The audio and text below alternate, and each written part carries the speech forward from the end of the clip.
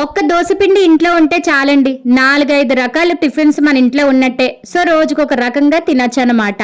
అదెలా అంటారా? దోస రుబ్బు ఉందనుకోండి ఇంట్లో చక్కగా. ఒకరోజు ప్లెయిన్ దోస, ఉల్లి దోస, మసాలా దోస, ఎగ్ దోస, లేతే ఉల్లి కారం దోస, వెల్లుల్లి కారం దోస, ఇలా రకరకాల దోసలు వేసుకొని చక్కగా ఇంటిలో పది హ్యాపీగా తినొచ్చు.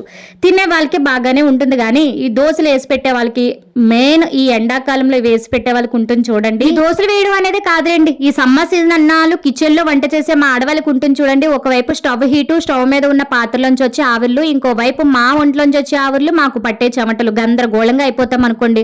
సో అందుకని ఈ దోశలు బ్రేక్ఫాస్ట్ ఉన్న నాలుగు ఇంట్లో అందరూ కలిసి ఒకేసారి తినండి. ఎందుకంటే పెనం బాగా హీట్ గా ఉన్నప్పుడు ఒకటేం కర్మ 10 దోశలైనా వేసేచ్చండి. ఒక దోశ తీసి వేరే ప్లేట్లో వేసేలోగా ఇంకో దోశ కాలిపోయి రెడీగా ఉంటుంది.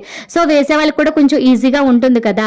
అలాగే పర్ఫెక్ట్ గా హోటల్ స్టైల్ దోశలు రావాలి అంటే దోశ బ్యాటర్ని ఎలా ప్రిపేర్ చేసుకోవాలన్నది ఆల్రెడీ మన ఛానల్లో అప్లోడ్ చేశాను. ఈ వీడియో కింద లింక్ ఇస్తాను, ఎవరికైనా ఇంట్రెస్ట్ ఉంటే చూడండి. ఈ వీడియో నచ్చితే లైక్ చేసి మన ఛానల్ సబ్స్క్రైబ్ చేసుకోండి.